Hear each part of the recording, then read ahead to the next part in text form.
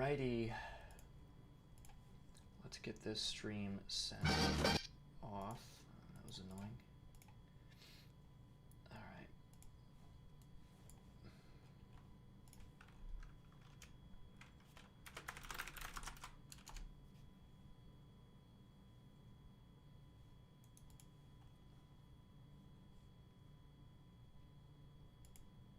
Cool.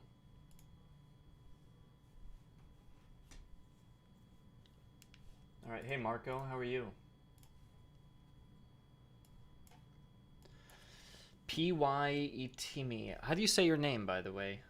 I see you often. You always write wow. You always write wow on everything. It's like your signature comment.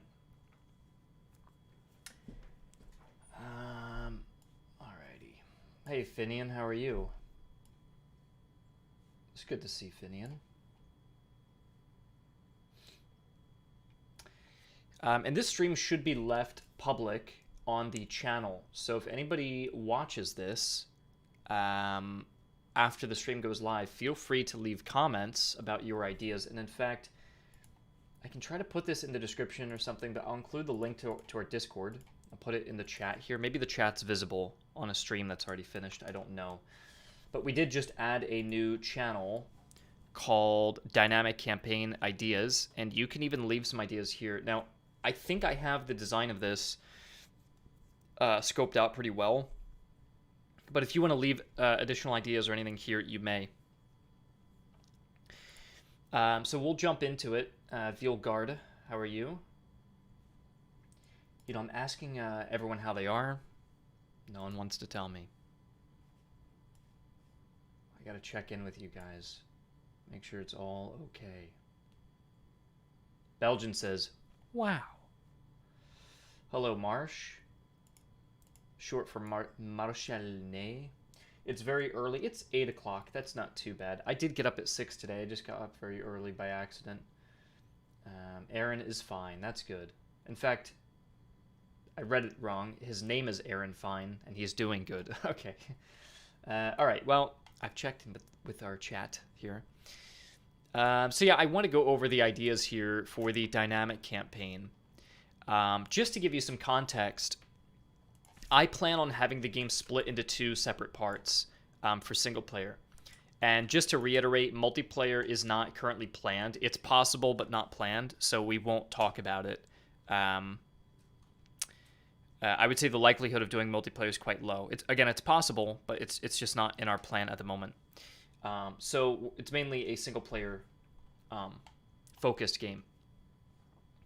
And I plan for there to be 2 aspects of the campaign that you can play through. You'll have a linear campaign, which this acts not only as a tutorial, but also a narrative, and also scenario battles. If you guys remember in Total War, you can play historical kind of scenarios in some kind of order, linearly. This is how I imagine that part of the campaign, where you have missions 1, 2, 3, 4, and so on, like a classic RTS game. On the other side is the dynamic campaign. And here would be a randomly generated set of points, set of kind of nodes, which represent battles that you're going to be able to fight across. It's not a linear order, so we would have enough nodes for a player to bounce around and go different directions. But ultimately, an enemy headquarters is what they want to seize to win. With a dynamic campaign, the player will be able to customize the kind of scope and scale of the amount of nodes and the difficulty and that sort of thing. Something else that is nice about the dynamic campaign, as well as in the linear one, it's just going to be telling the story of Frederick the Great through Prussia's greatest military victories. With the dynamic campaign, all 3 factions are going to be playable in this. At least that's the plan. So you would get the Russians, the Austrians, and the Prussians that are playable in this dynamic campaign. So there should be replayability there, not only in terms of the random generation of the nodes, but also in the nations that are being played. But the way I envision this, just to give more details on it, is I envision a player kind of generating this campaign. It's giving them these nodes that they can access. Let's say it looks something like this, maybe a split here. That's the headquarters, and then maybe something down there, or potentially like this. Let's say that's headquarters. It's kind of weird, but, you know, we would have a computer generate this. I would even say this could be much larger than what I'm showing here. This is just kind of a small example of just me drawing something out. I'll also draw another idea that I had, which I got this from like Mario games. What is it? Mario World or something like that. I don't play those games often, but I just know of the system. I'm sure other games do this as well.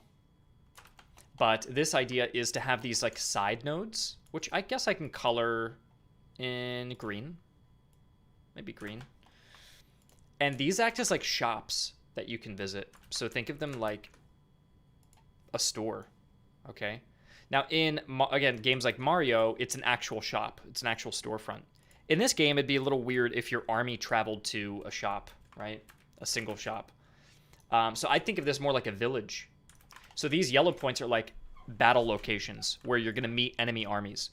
And it's also important to note that armies don't travel on the nodes, you know? It's not like there's an AI moving around these nodes and you aren't either. It's just kind of, think of it like an abstraction of the list of missions that you're going to go on that are kind of randomly assembled, randomly generated, and then you pick which directions you want to go to. So again, this is maybe a bad example because it's quite small, but I can imagine something more diverse, more choices, and more branching and larger, and that's something that computer generation can do better than I can sketch in 5 minutes.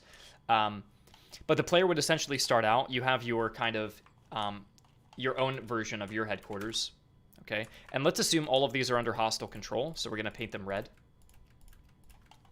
And the player is going to open up with their first battle here. And this battle is going to pick a random map. And you have a very small force at the start of the game. And in fact, let's talk about how your army is composed. So your military is going to be based on a camp screen that you have. So if you're familiar with the old Free Company idea, all of that is being carried over. So if you're maybe disappointed by the customization and those kind of gameplay systems that might be thrown away, it's actually going to be a big prominent part of this game in the dynamic campaign. So you will have this kind of camp screen where you can see these little tents that represent your regiments. And at the start of the game, you may only have like a handful. Let's say you only had 4 regiments you started out with. So when you fight this first battle, you're really just starting off with like maybe a couple line infantry, a unit of cavalry, and artillery.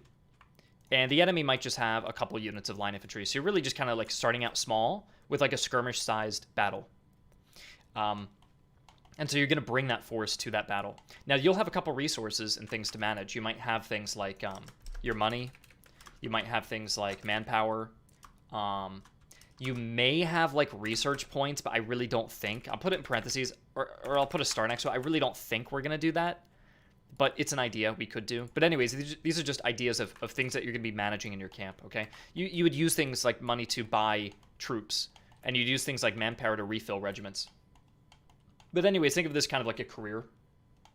I know Whiskey and Lemons DLC for Grand Tactician is doing something similar. I will say it's coincidental, though, that this had already been planned and thought of before they did it. Not that it's even a bad thing that there's some overlap between these ideas, because they're doing it a lot differently. But it is cool to see that style being explored more in gaming with this idea of a career. So, you see in sports games, you're a career coach. It's cool to see that with generals. And I think this series, by the way, I think the name we landed on, I'll show you guys the polls we did.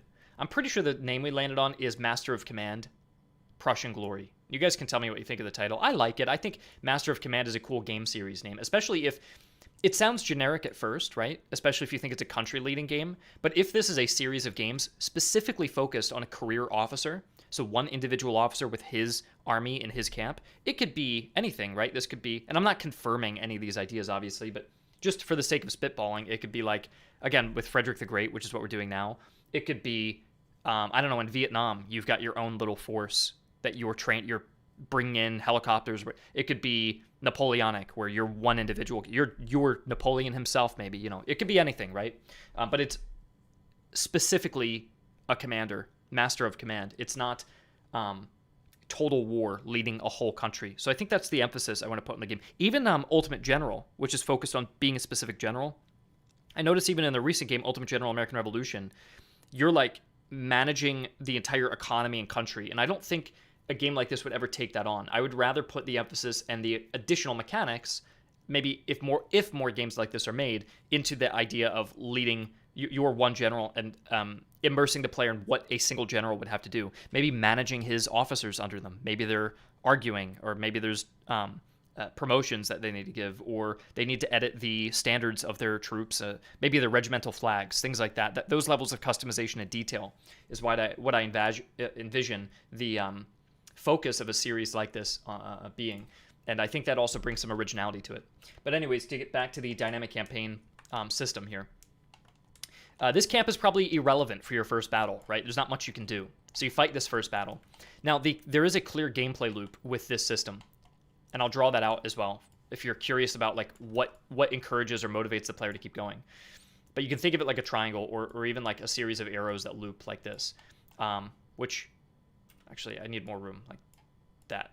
Okay, so the first thing is going to your camp and maybe customizing or promoting a couple regiments, or hiring new ones. The second one would be going to fight a battle, bringing that army to go fight the battle. And the third would be, I suppose would be either, you could consider either like taking points, because in winning the battle, you took a point on the map, so you gain cash, and you gain loot from winning the battle too. So I just cashed out from taking the point, and I took loot from winning that battle, which I use in order to build up my camp further. And with a bigger camp and more regiments, I can take on a bigger battle. And with a bigger battle, I get more loot and money, and I can build up my camp even further. Okay, so you can kind of see the actual loop developing with this and why you'd be encouraged. If I fought this battle once, why do I want to go fight another repeat of the battle? Well, you might have some interesting weapons that you stole from that battlefield. You might have enough money to afford a new divisional officer. Maybe you want to hire a Russian officer if you're Prussian, and he might even come with unique Russian skills. One thing that's being planned, which I don't know if it's really confirmed, but one thing that's being planned is that different officers can have different abilities. I'll show quickly a image of what that's coming, what that's looking like. I won't go into too much detail, but I'll just show you kind of a basic idea here. And with this, I'm just going to take a picture and bring it in. I'll delete this layer in a second, but these are just some ideas of, like, for example, there could be an ability or trait. These are specific to the Prussians, specific to the Austrians, specific to the Russians. So not only will we have traits, passive or active abilities for your officers, but they'll likely be linked to the nationality of that officer. And in fact, we may even allow the player to recruit foreign officers. Think of how many Russian officers were German, or how many Austrian. I think even Frederick the Great's biggest adversary in Austria, I'm pretty sure, went to a Prussian military academy. So this idea of like kind of foreign officers and that sort of thing is not entirely inaccurate. And it could be cool if you're playing as Prussia, you have cheap Prussian officers, but you could recruit an Austrian officer or an officer with Austrian origin or training, let's say. Not that you'd recruit a defector. That's not what it would necessarily be representing. But each officer would have like very unique abilities, whether they're active or passive. So that's something a little different from like a game like Ultimate General, where your officers are just kind of names, and you just kind of pick them up, and you just move on after that. I think you can give them like a little upgrade tree between like 6 different abilities or something like that. But that's something we want to lean more into in this game, and I want officers to be a more important aspect. And in fact, not to veer off and sidetrack too much, because this can make for a much better stream in the future.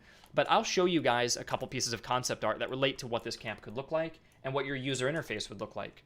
So here's a concept of your camp where you can actually see the tent. I really love this because I forget what this is called in design. Maybe I pinned this word on a chat.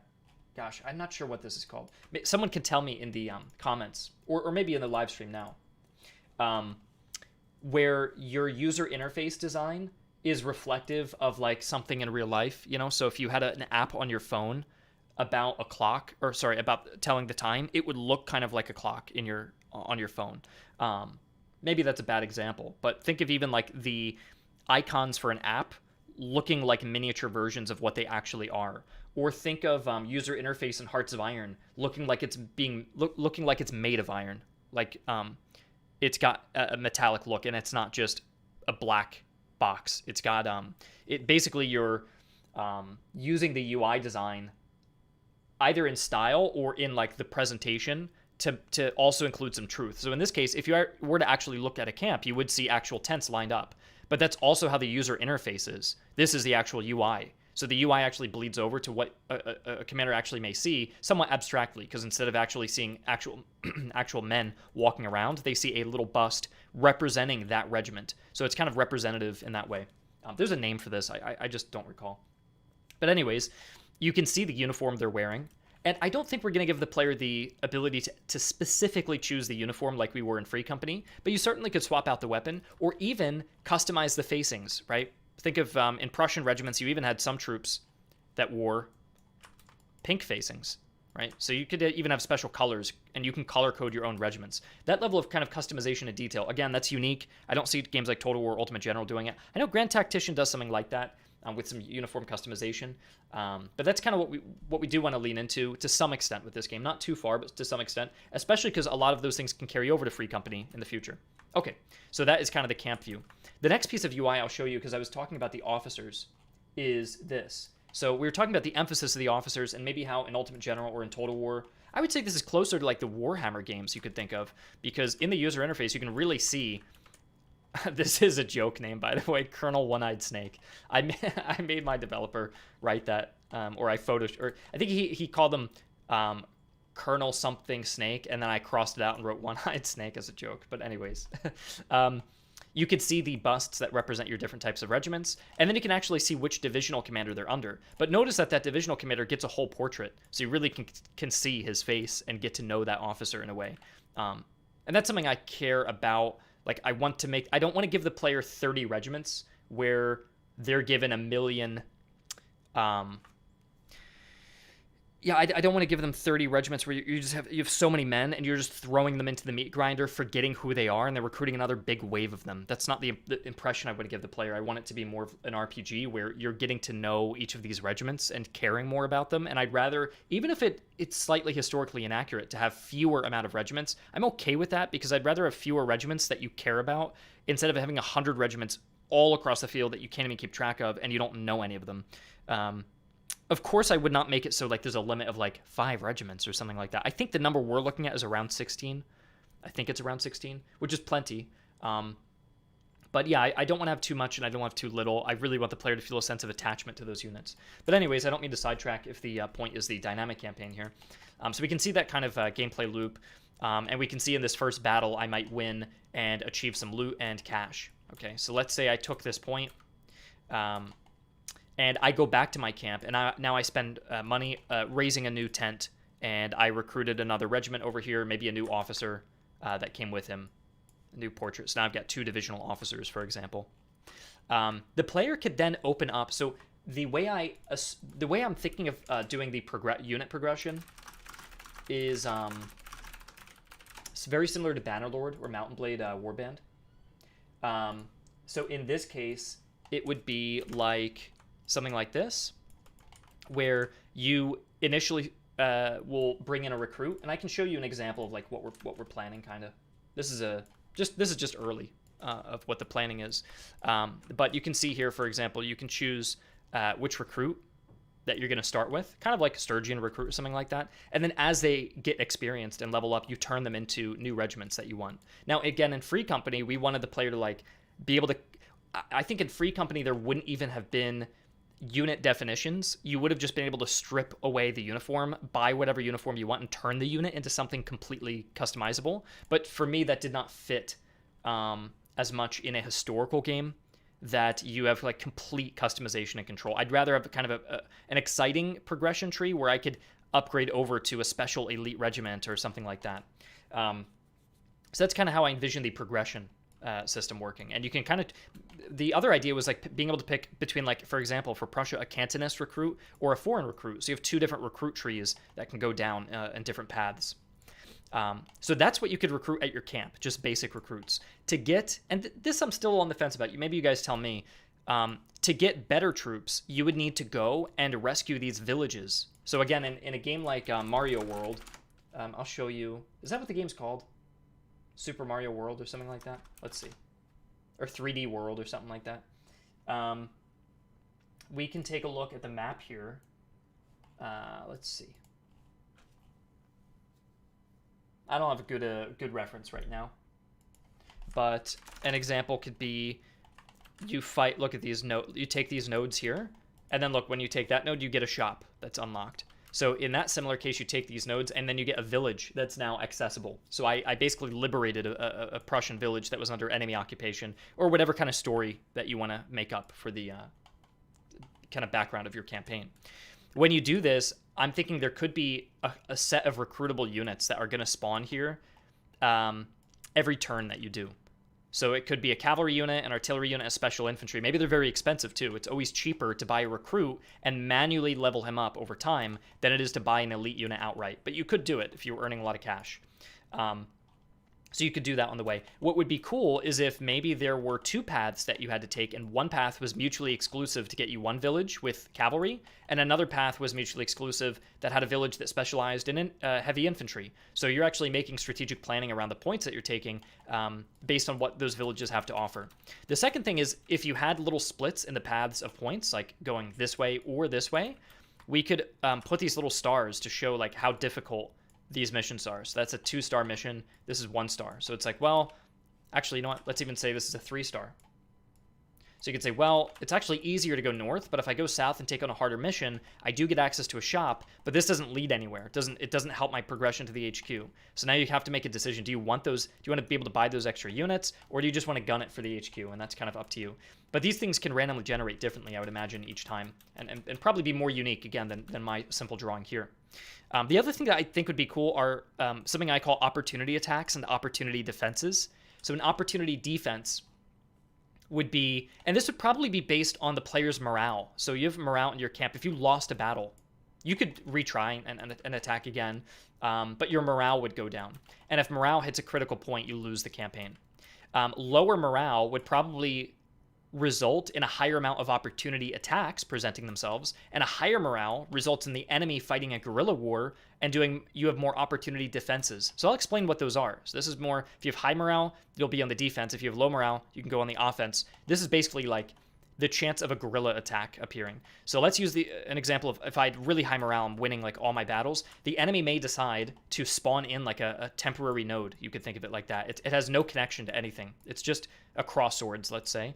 And this just spawns up north. Maybe it says you have 2 turns to decide if you want to fight this. And if you don't, they will destroy this village. It's going to be gone. And so if let's say I won.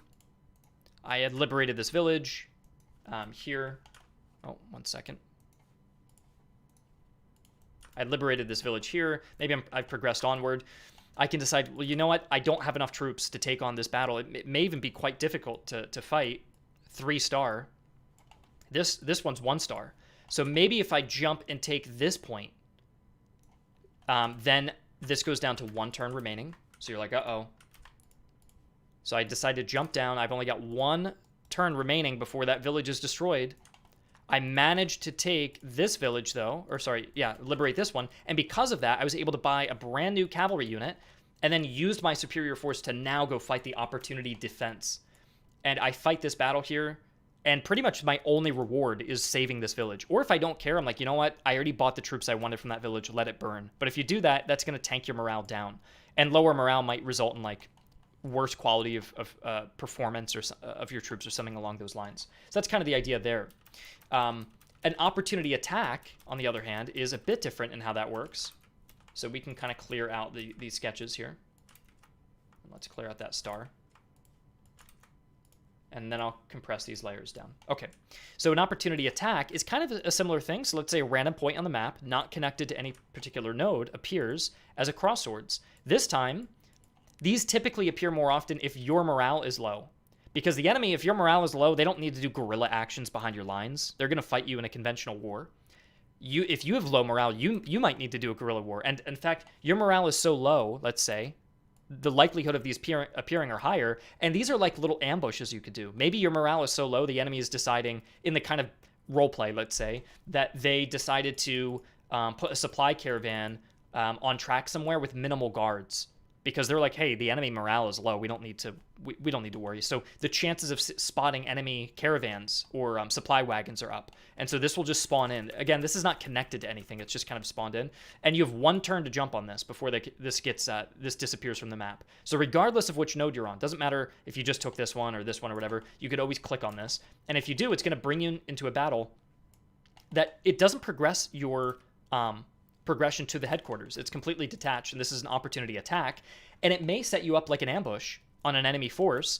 And let's say they had a ton of supply of weapons or lots of cash, or they're holding prisoner an elite regiment. So you can decide, do I want that elite regiment? But I might risk losing a lot of men.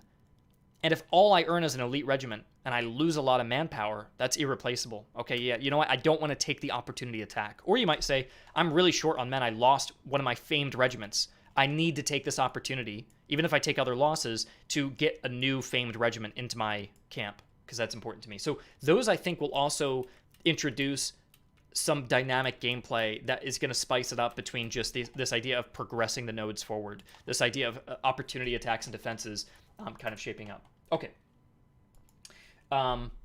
Belgian said, I'll read some of the chat as well. Belgian says, that's a lot of info. Could you maybe simplify, since I really want to understand?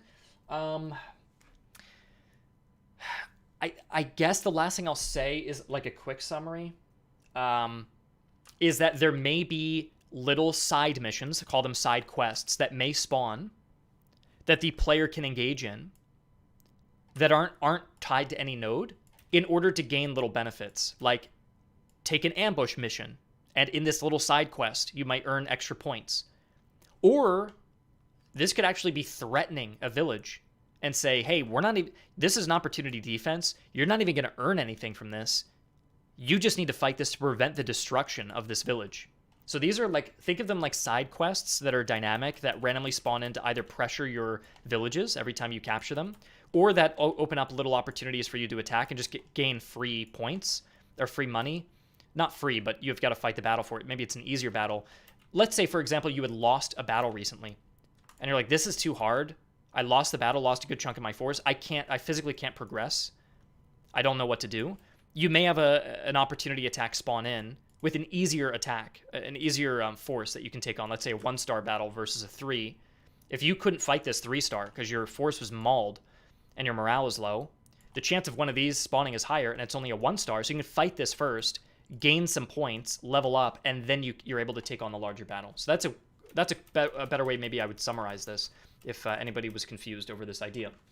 I will read some other comments. So somebody says, oh, the campaign's going to be like the fire maneuver ones, focused on the military. I would say so. I don't think the player here is building cities or anything. You can liberate, the idea of like liberating villages is there, but I don't think there's such thing as like leading a country and managing politics. I think somebody also asked about politics, but I'll get to that in a moment. Let's see. Will the officers' names be customizable? I don't think so. It seems weird that Frederick the Great would rename his commanders, you know? So I don't think so. Another comment is, can you influence the politics of your nation? Say you're fighting a war continuing. Say you are against a war continuing, so you lobby for it to end. I don't believe that's the case, Fish. You know, I would really think of this campaign system as like a mission generator. I would think of it as that, not a nation campaign generator where it's like you're leading a nation fighting multiple wars and so on. This is like a career to fight a campaign, a military campaign, which generates you a set of missions you need to battle through before annihilating the enemy headquarters or base and winning the campaign. That's the way you win it. That's kind of what I'm thinking. Someone else asks, are we going to have a little side quest? Are we going to have like side quests serious, like taking a part in the conquest of India for an elite regiment? Well, what I will say is, in the context of this game, we're just focused on Frederick the Great in the campaigns of Silesia. So the playable and involved nations are going to be Prussia, Russia, and Austria. Those are your major nations. Now, there is a consideration to add minor nations, which are not playable, but would be in the game, and possibly appear in your dynamic campaigns, which would be France, the Reichsarmy, which is the Holy Roman Army, as well as Saxony. These are armies that might appear as minor armies that are likely going to be attached. So if I was playing as Prussia, I may fight a battle against Russia, and then the next one will have Austria with a division of Reichsarmee attached.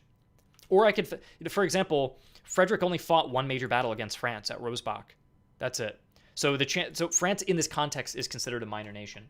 Maybe if this game performs well and we create DLC or expansions in the future, again, nothing can be promised, and I don't even know the feasibility of doing that, but maybe far in the future, we could fully add in a country like France in the context of their Hanoverian campaign, which is much larger in the West against the UK. Well, not the UK yet, Great Britain.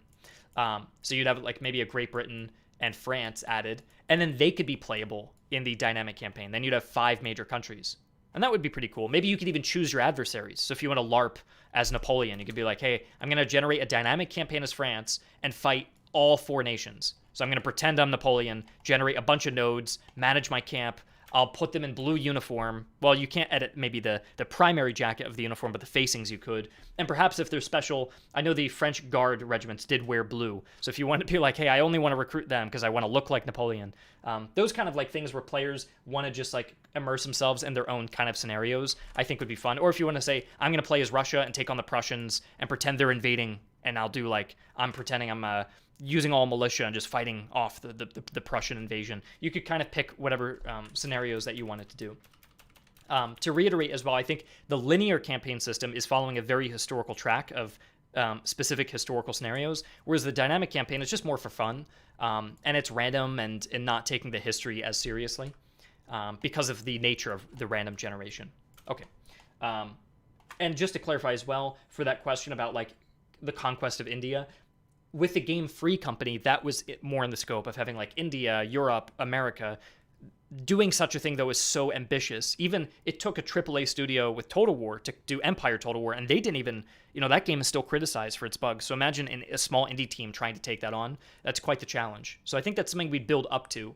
Not even in terms of funding, right? Let's say we even got all the funding we needed to create such a large game. It's just that experience and pulling that off on your first big game. I mean, it's a difficult challenge, more difficult than people think. So I would say one of the primary reasons of doing this game based around Frederick the Great first, not only is the story interesting, because there really aren't many games that cover it, but it also gives us a chance to really build the experience and build like a really tight, polished game and let you guys see what you like, see what things you don't like. And then if we create a larger game like Free Company, we know what to focus on. We know how to do it even better. Otherwise, if we had dived straight into Free Company, we could screw it up. It's much easier to screw up an ambitious, large project that's 2 or 3 years long than something that's a little smaller scope, has a little tighter focus, and that you can really pull off in a more polished way. Okay, carrying on. I'll answer maybe one more question or just read one more comment. It says, one thing that regardless of gameplay that I would recommend after enjoying Fire Maneuver is to have an integrated tutorial system. Yeah, I would say that's also the purpose of the linear campaign. I would imagine the first few missions of the linear campaign would actually act as a tutorial with very few units you have, telling you where to press buttons, like how the game works and so on, and then leading you into his larger battle. So I'd recommend new players would utilize the linear campaign first, and then once they get a hold on the game, then they go to the dynamic campaign. So that's kind of what I'm thinking. Okay, other than that, what else is there to explain with this system? I think I went over a lot of different things, especially with like the villages you could liberate, the headquarters you're working towards, the nodes you're fighting for, maybe a morale system based on your camp and your performance, the opportunity attacks and defenses that you have, and those kind of resources that you're managing, as well as the unit progression, customization, user interface, and officers. We went over all of those things. I think that's about it. Like I said, if you want to be part of the Discord, you can provide suggestions here. And you can go into our dynamic campaign chat, which let me just make sure we've got permissions on. There we go. And you could give suggestions if you have any other ideas than that. But yeah, tell me what you guys think. Just if anybody's still here in the chat here, what your guys' impressions are of the system as well. Or if anybody watches the stream after it goes live, feel free to comment, and I'll go through and read those comments and let me know what you guys think. But I think a system like this would allow for replayability. and still offers some of that customization that a game like Free Company would give. So you're building that personal attachment to your force and taking them into battle to battle and seeing them grow and progress and become better, leveling them up. Maybe having some kind of skill points. I was thinking even for the player character, we could have skill points like improving your reconnaissance skill, which would allow you to see further ahead nodes or see what kind of units are recruitable at villages before you've even reached them. I think something like that could be cool. But yeah, that's about it. How long would the average campaign be? I don't know just yet. I would like it to be customizable, and if a player wanted to spend hours on this, I would like them to be able to do that. I don't want it to feel too short, but I also don't want it to drag on, so that's why we'd probably allow the player to select the length of the campaign, which would determine the random generation of the amount of nodes being spawned in. It's difficult to say, though, right? Because this is all conceptual. It's still in the planning phase. But I would say in general, I lean on it being longer because I would like the player to have a campaign go long enough that they start feeling the personal attachment of their troops and not feel like I played 4 or 5 battles in a glorified mission generator and then just be done. I don't want it to just be a special way to fight 5 custom battles. I want it to be a way where a player can actually feel a sort of sense of progression and get introduced to those RPG systems, which would be built upon with a game like Free Company, perhaps. Okay, any other further questions, I will try to answer on the Discord. Thank you for joining. Just want to go over all this, and then let me know what you guys think in the comments. All right, thank you. I will head off now.